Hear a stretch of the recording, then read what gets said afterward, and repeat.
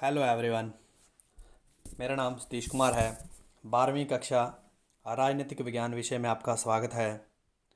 आज हम पढ़ेंगे पॉलिटिक्स इन इंडिया। ये हमारी पुस्तक चल रही थी, इसका सेकंड चैप्टर। और इसका एक वीडियो आप पहले देख चुके हो, तो ये इसका दूसरा पार्ट है, इरा ऑफ वन पार्टी डिमेंस। तो एक दल के प्रभुत्व का दौर। तो इस चैप्टर को हम पढ़ रहे हैं, तो चलते हम इस चैप्टर के ऊपर। तो ये हमारा दूसरा चैप्टर है राजनीतिक विज्ञान का, एक दल के प्रभुत्व का दौर, इरा ऑफ वन पार्टी डिमेंस। तो इसके हमने 3 टॉपिक कर लिए थे। लोकतंत्र स्थापित करने की जो चुनौतियां थी, चैलेंजेस बिल्डिंग डेमोक्रेसी। पहले 3 चुनावों में कांग्रेस का प्रभुत्व, Congress dominance in the first 3 general election. तो पहले 3 इलेक्शनों में जो कांग्रेस पार्टी का क्या किस तरीके से उन्होंने जीत हासिल की, या उन्होंने क्या अपना वर्चस्व स्थापित किया। और उसके बाद हमने पढ़ा था कांग्रेस के प्रभुत्व का दौर, प्रभुत्व की प्रकृति, नेचर ऑफ कांग्रेस डिमेंस। तो ये 3 विषय जो है हम इससे पहले वाली वीडियो में पढ़ चुके हैं। आज हम पढ़ेंगे विपक्षी पार्टियों का उद्भव, केरल में कम्युनिस्टों की जीत और सोशल पार्टी। तो ये 3 टॉपिक हम इस वीडियो में कवर करेंगे। तो पहला इसमें विपक्षी पार्टियों का उद्भव। तो जो अन्य पार्टीज़ हैं वो किस तरीके से आ, प्रभाव में आती हैं, क्या ऐसी कमियां थी जो कांग्रेस ने छोड़ी, जिसकी वजह से जो है ये नई पार्टियां जो है उनका विकास होता है। तो केरल में कम्युनिस्ट जो है वो लगातार जीत रहे थे, तो का क्या कारण था। और नेक्स्ट हम सोशलिस्ट पार्टी के बारे में पढ़ेंगे। तो हम चलते हैं सीधा अपने टॉपिक के ऊपर। तो पिछले टॉपिक में हमने पढ़ा था कांग्रेस की जो प्रकृति थी, उसमें एक जो उनकी विशेषता ये थी, किसी भी तरह के विचार को रखने वाले व्यक्ति को वो अपनी राजनीतिक पार्टी में शामिल कर लेती थी। तो जिसकी वजह से जो है कांग्रेस पार्टी के गुट में तालमेल बिगड़ने लगा। और उसी तालमेल के बिगड़ने की वजह से, क्योंकि अलग अलग विचार रखने वाले लोग एक ही पार्टी में रहेंगे, तो वो एक दूसरे से ही सहमत और असहमत होंगे, उनकी सहनशीलता में गिरावट आएगी। तो इसीलिए ये टॉपिक में इसमें बता रखा है, गुटों में तालमेल, सहनशीलता, tolerance and management of function. तो कांग्रेस ने काफ़ी हद तक सफलतापूर्ण तरीके से अपनी राजनीतिक पार्टी में सहनशीलता जो है बनाए रखी। लेकिन विचारों को चलते और कुछ राजनीतिक इंटरेस्टों की वजह से कांग्रेस पार्टी धीरे धीरे बिखरने लगती है। और जिसका मेन कारण होता है अलग अलग विचारधारा जो है, जिसकी वजह से, अब देखिए वैसे कांग्रेस पार्टी को शाखा संगठन भी कहा जाता है, इसी वजह से ही कहा गया था। और क्योंकि ये अलग अलग विचारधारा जो रखते थे उन लोगों को भी अपने पार्टी में शामिल कर लेती थी। तो सभी प्रकार की विचारधारा के लोग जो है इस कांग्रेस पार्टी में रहते थे, जिसकी वजह से इसके शाखा संगठन का भी नाम दिया था। कांग्रेस पार्टी ने काफ़ी हद तक जो है अपने पार्टी के भीतर अलग अलग विचारधारा रखने के बावजूद भी ज़्यादा जो है जो सहनशीलता है वो बिगड़ने नहीं दी, और एक पार्टी का वर्चस्व लगातार बनाए रखा। लेकिन ये तीसरे इलेक्शन के बाद इसमें कुछ गिरावट आई। तो देखते हैं आगे क्या होता है। कांग्रेस के 3 इलेक्शनों की जो सफ़र था, उसके बाद जो है कुछ विपक्षी पार्टियों के प्रभावशाली नेता सामने आने लगे, जिसमें कि जैसे कि डॉक्टर भीमराव अंबेडकर है और श्यामा प्रसाद मुखर्जी है। इस तरह के जो है विपक्षी नेता थे जो कांग्रेस की बहुत सारी बातों से सहमति नहीं रखते थे। तो इन्होंने जो है बहुत महत्वपूर्ण भूमिका निभाई है, ताकि जो है देश की जो तस्वीर है उसको संवारा जा सके। और इन्हीं विपक्षी दलों ने जो है जो शासक दल है उस पर अंकुश लगाए रखा, और उनको तानाशाही की तरफ नहीं बढ़ने दिया। या और दलों के कारण जो है कांग्रेस में जो है शक्ति संतुलन बना रहा। और काफ़ी हद तक जो है इन जैसे नेताओं से, श्यामा प्रसाद मुखर्जी है, चाहे भीमराव अंबेडकर है, कांग्रेस पार्टी के भी जो मेन नेता थे जिनको इन्होंने बनाया था कांग्रेस पार्टी ने, तो वो भी इनकी विचारधारा से कुछ प्रेरित होने लगे। तो आगे वाला जो हमारा टॉपिक है वो है मतदान के बदलते तरीके। अब तो पहला जो ये पॉइंट है, तो इसमें तब जैसे 10 उम्मीदवार खड़े हो गए तो 10 पेटियां रख दी जाती और इनके ऊपर उम्मीदवार का नाम रहता। तो वोटर अपने वोट डालता और जिसको डालना होता उसी बॉक्स में डाल देता। इस तरीके से जिस बॉक्स में ज़्यादा वोट निकलते तो वो जीत जाता। तो पहले ये वाली व्यवस्था चलती थी।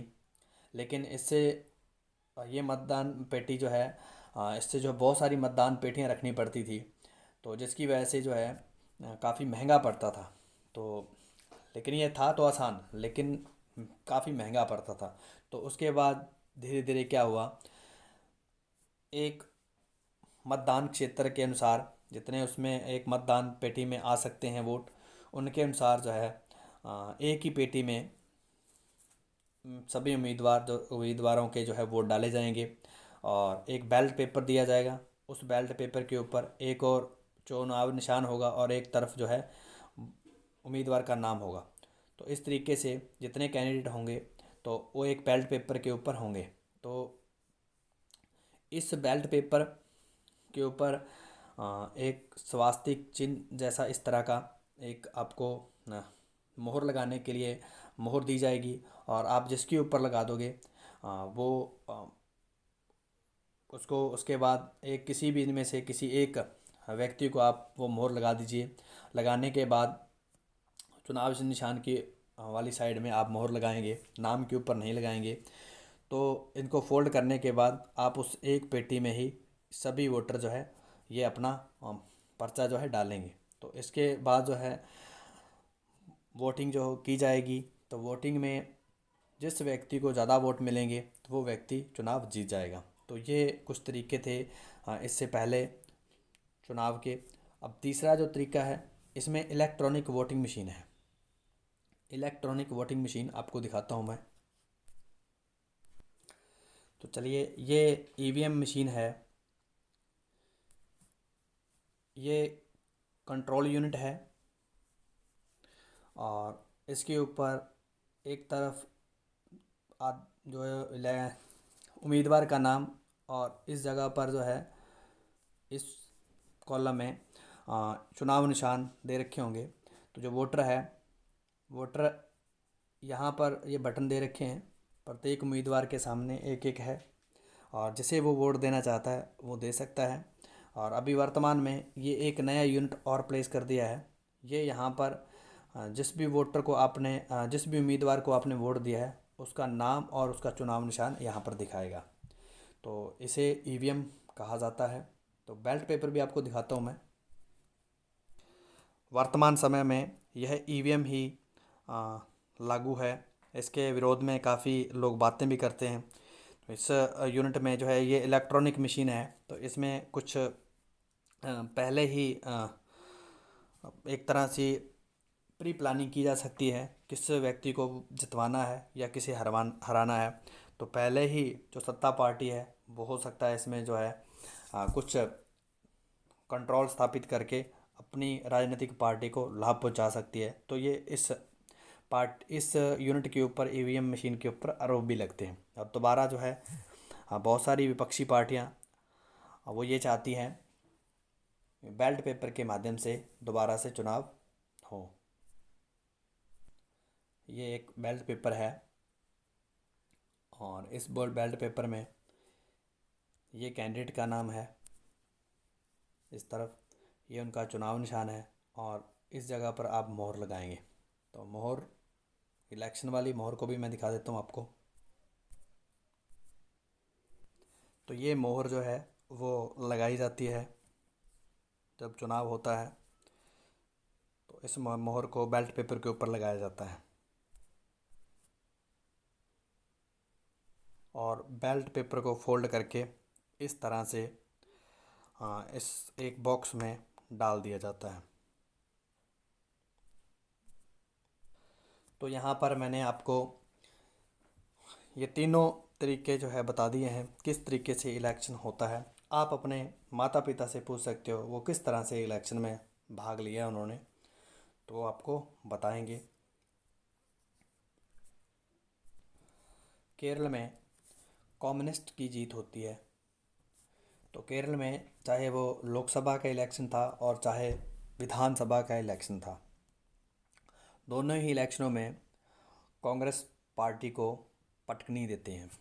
तो 1957 में कांग्रेस पार्टी ने पहली बार हार का स्वाद चखा था, और जिसको हार जो दी थी वो भारतीय कम्युनिस्ट पार्टी ने दी थी। और 1957 के जो मार्च महीने में इलेक्शन हुआ था विधानसभा का, उसमें कम्युनिस्ट पार्टी जो है वो 120 सीटों में से 60 सीटें हासिल कर लेती हैं और सरकार बनाने के कंडीशन में पहुंच जाती है। तो जिसमें 5 स्वतंत्र उम्मीदवारों की वो उम्मीद का समर्थन प्राप्त कर सरकार बनाती है। और राज्यपाल जो थे कम्युनिस्ट पार्टी केरल के, तो उन्होंने जो कम्युनिस्ट पार्टी के दल के नेता को EMS नमोरीपाद, इस व्यक्ति को जो है सरकार बनाने का न्योता देते हैं। और दुनिया भर में पहली बार ये अवसर था जब कम्युनिस्ट पार्टी की सरकार जो है लोकतांत्रिक प्रक्रिया से चुनी गई थी। इससे पहले कहीं भी कम्युनिस्ट पार्टी लोकतांत्रिक तरीके से कभी नहीं चुनी गई। तो ये भारत में पहला तरीका था, पहली बार ऐसा हुआ था। और कब हुआ था? 1957 में। और कांग्रेस सत्ता से इस तरह बेदखल होती है, तो कांग्रेस पार्टी ने सत्तादल पार्टी के खिलाफ मुक्ति संघर्ष जो छेड़ दिया। और भारतीय कम्युनिस्ट पार्टी इस वायदे से सत्ता में आई थी ताकि वह कुछ क्रांतिकारी और प्रगतिशील नीतिगत जो है पहल करेंगे और क्रांतिकारी डेवलपमेंट जो है वो करेंगे। अब कांग्रेस पार्टी विपक्ष में थी और कम्युनिस्ट पार्टी सत्ता में थी। तो सत्ता में जो रहने वाली पार्टी है वो हमेशा ही उनके खिलाफ जो मुक्ति संघर्ष छेड़ा हुआ था तो उसके ऊपर आरोप लगाते हैं। और कांग्रेस पार्टी को एक स्वार्थ की राजनीति और धार्मिक संगठनों का तालमेल बिठाते हुए इस तरह से ये हमारा विरोध कर रहे हैं, तो ऐसा कुछ ये कम्युनिस्ट कहते हैं। और 1959 में 1959 में कांग्रेस पार्टी ने जो है जो आर्टिकल 356 है इसके अंतर्गत केरल में कम्युनिस्ट पार्टी को बर्खास्त कर दिया और यहाँ पर राष्ट्रपति शासन लागू कर दिया। तो ये शक्ति का पहली बार आपातकालीन शक्ति का दुरुपयोग होता हुआ दिखा। तो पहली बार अ, ये फैसले के माध्यम से राष्ट्रपति शासन लागू कर दिया गया। सोशलिस्ट पार्टी, तो सोशलिस्ट पार्टी जो है ये कांग्रेस के भीतर ही रहने वाले कुछ युवा नेता थे जो 1934 में युवा नेता थे। और ये एक परिवर्तनकामी और समतावादी कांग्रेस को बनाना चाहते थे। 1948 में कांग्रेस ने अपने संविधान में कुछ बदलाव किए और ये बदलाव ये थे, कांग्रेस के सदस्य दोहरी सदस्यता जो है वो धारण नहीं कर सकते। जो कांग्रेस पार्टी के सदस्य है वो दोहरी सदस्यता जो है वो धारण नहीं कर सकते। इस वजह से 1948 में समाजवादी जो लोग थे वो कांग्रेस से निराश होकर एक अलग पार्टी सोशलिस्ट पार्टी वो बनाते हैं। लेकिन सोशलिस्ट पार्टी को चुनाव में कोई ख़ास कामयाबी हासिल नहीं हुई, तो जिससे जो है इनके समर्थकों को काफ़ी निराशा हुई। समाजवादी जो लोग थे ये समाजवाद की विचारधारा में विश्वास रखते थे, और इस आधार पर कांग्रेस और साम्यवादी दोनों अलग विचारधारा के लोग थे। और कांग्रेस को ये मानते थे ये पूंजीवादी और जमींदारों का पक्ष लेती है और मजदूर और किसान की उपेक्षा कर रही है। तो इसके चलते ये इनकी विचारधारा में टकराव का कारण था। और आज वर्तमान में आ, सोशलिस्ट पार्टी के कई टुकड़े जो है और उनकी विचारधारा देखने को मिलती है। इनके इस पार्टी के प्रमुख नेता थे जयप्रकाश नारायण, अच्युत पटवर्धन, अशोक मेहता, आचार्य नरेंद्र देव, राम मनोहर लोहिया और एस एम जोशी। तो ये नेता थे जो उस टाइम के इस पार्टी से संबंध रखते हैं। आज वर्तमान समय में जो है भारत में बहुत सारे क्षेत्रीय दल है या राष्ट्रीय दल हैं, उनमें इन दलों की समाजवादी जो पार्टी थी, सोशलिस्ट पार्टी की छाप देखी जा सकती है। जैसे कि समाजवादी पार्टी है, जनता पार्टी, जनता दल, तो ये सब सोशलिस्ट पार्टी की इनमें छाप दिखती है। इस वीडियो लेक्चर में आज इतना ही। आगे वाली वीडियो में हम मिलते हैं नए लेक्चर के साथ। तब तक खुश रहिए, पढ़ते रहिए।